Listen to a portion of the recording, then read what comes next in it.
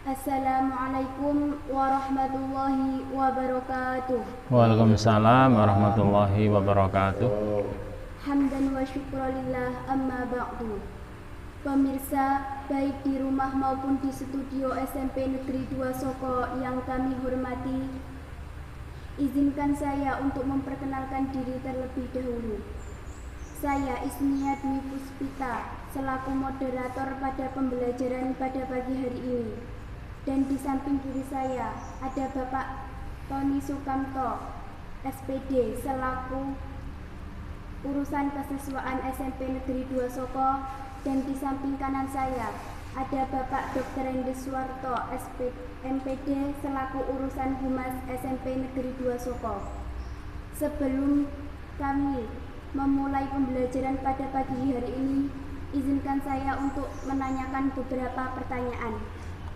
Yang pertama, apa yang dimaksud belajar yang efektif, Pak? Terima kasih. Belajar yang efektif itu belajar yang tepat, bisa memanfaatkan waktu, memanfaatkan situasi dan kondisi. Seperti saat ini, kegiatan belajar di SMP Negeri 2 Soko, walaupun di masa pandemi, tetap belajar, yaitu dengan pertama kondisi. Karena kondisi yang tidak memungkinkan kita untuk bertatap muka atau luring, tetapi belajar tetap dilaksanakan dengan jarak jauh, yaitu daring. Bapak Ibu Guru bisa memberikan pembelajaran lewat IT, memanfaatkan WhatsApp, Telegram, Zoom, dan seterusnya. Sehingga anak-anak itu tidak libur, tetap belajar sesuai dengan jam pembelajaran yang ditentukan, kecuali kalau itu hari Minggu atau hari libur. Dan waktunya anak-anak harus bisa memanfaatkan kapan anak-anak itu belajar dan kapan dia istirahat dan kapan membantu orang tua. Itu Mbak Isni. Yang kedua, saya mau bertanya kepada Bapak Tony. Kapan Pak waktu yang baik untuk belajar yang efektif? Terima kasih. Ini pertanyaan yang disampaikan tentang pembelajaran atau belajar.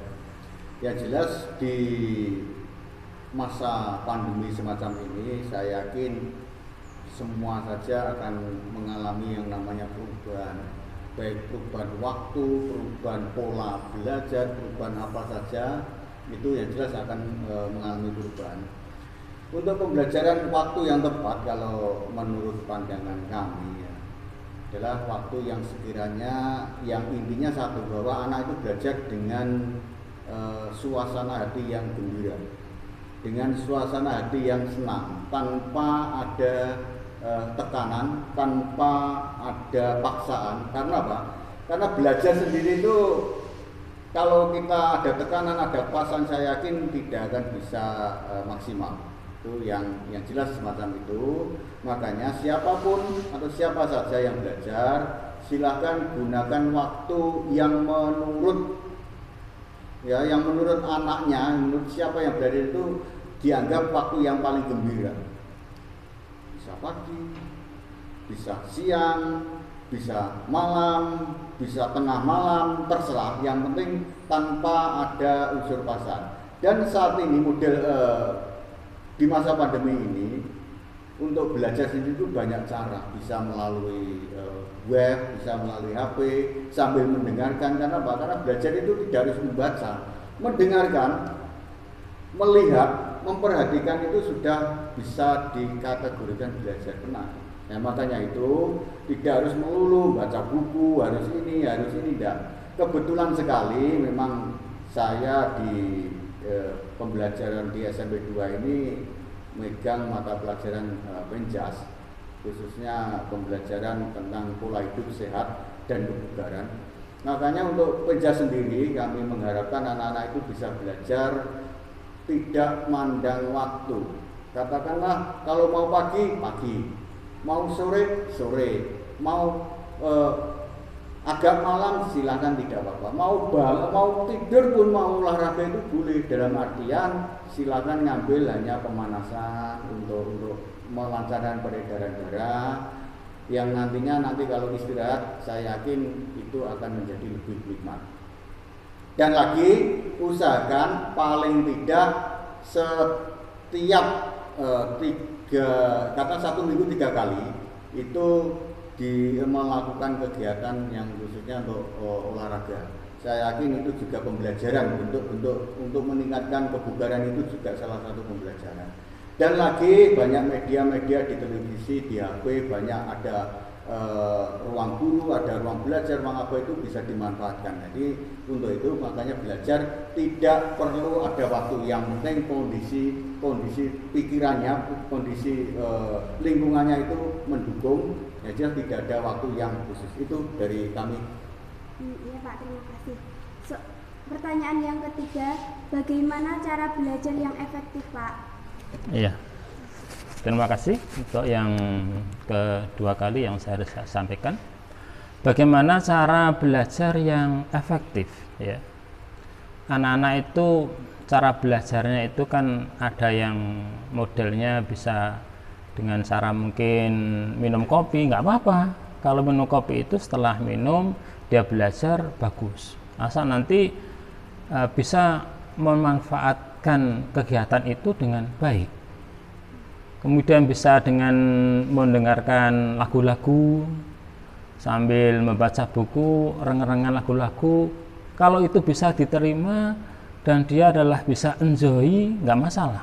Maka belajar efektif itu bisa juga memperhatikan adalah santai, serius, atau bisa juga dengan serius juga santai. Yang penting tahu kalau serius terus maka tidak masuk, ya bisa ada keseimbangan antara serius dan santai. Maka keefektifan tadi yang tadi pernah disampaikan di awal bisa memanfaatkan efektivitas waktu. Kalau di waktu pagi bisa untuk belajar seperti di masa pandemi itu kan jam 7 sampai jam 11 ya. Kemudian kalau itu tidak diefektifkan itu akan rugi. Kan banyak anak-anak itu kadang tidak memanfaatkan waktu. Ada waktu untuk belajar digunakan untuk main game yang tidak mendukung. Artinya tidak bisa memanfaatkan waktu. Waktu yang digunakan tidak efektif. Kemudian kalau bisa sore tidak usah menunggu waktu malam. Ketika bisa ada waktu malam tidak usah menunggu waktu pagi hari. Jadi efektivitas belajar itu paling tidak seorang siswa tugasnya belajar itu ketika ia masuk sekolah paling tidak itu sudah mempunyai cita-cita Mbak. Sehingga nanti saya belajar ini tujuannya untuk apa? Jangan jadi mayoritas siswa yang tidak punya tujuan belajar sehingga dia hanya sekolah, hanya belajar, tapi tidak tahu ending terakhirnya nanti saya bisa apa, saya bisa kompetensi apa. Jadi yang dimaksud dengan belajar efektif itu bisa mengefektifkan waktu, suasana, dan kondisi yang ada. Sehingga dengan punya tujuan yang jelas, insya Allah ada kemajuan walaupun melalui jalan yang sulit. Tetapi kalau baca tanpa ada tujuan yang jelas, maka tidak ada kemajuan walaupun dengan jalan yang mulus. Itu artinya begini, ya, waktu ada, biaya ada, tapi tidak punya tujuan. Belajar saya untuk apa? Tidak bisa untuk menembus cita-cita ke depan itu saya akan jadi apa, bekerja apa, tidak punya tujuan.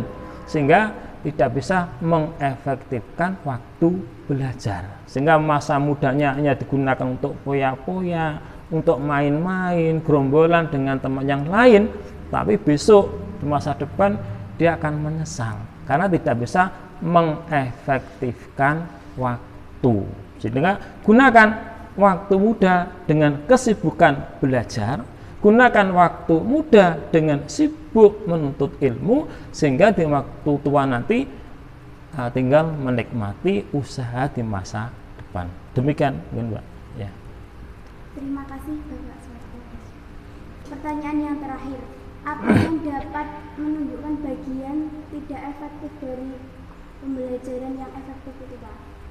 Jadi untuk yang model yang tidak efektif yang jelas hanya untuk belajar itu hanya untuk memenuhi kebutuhan, istilahnya kalau memang di rumah tak ada orang tuanya disuruh belajar hanya untuk menggugurkan biar orang tuanya tidak ngomeng, istilahnya demikian. Jadi yang jelas belajar itu harus tumbuh dari diri sendiri tanpa ada paksaan tadi, tanpa ada apapun. Yang jelas motivasi diri itu sangat penting. Jadi semua hal yang tanpa ada motivasi seperti yang disampaikan tadi, yang jelas itu nantinya akan mengganggu. Karena apa? Karena harus punya konsep paling tidak untuk belajar. Seandainya saja ya, kalau punya tujuan yang jelas, motivasi saya pengen ini, saya meraih ini, saya harus mendapatkan ini, saya harus mendapatkan ini, itu akan menjadi motivasi untuk dirinya sendiri. Nah, yang jelas itu, yang jelas yang tidak efektif, yang jelas tadi seperti yang disampaikan hanya untuk menggugurkan saja. Biar diawasi temennya, biar diawasi siapa, kita belajar, tapi itu tidak akan masuk. Yang jelas motivasi diri sendiri akan mempengaruhi pembelajaran. Itu yang paling tidak, yang penting tetap harus dari motivasi. Itu aja, terima kasih. Terima kasih, Pak. Itu saja perbincangan kami pada pagi hari ini. Saya di sini selaku moderator pada pembelajaran. Mohon maaf yang sebesar-besarnya jika ada kesalahan yang disengaja ataupun tidak.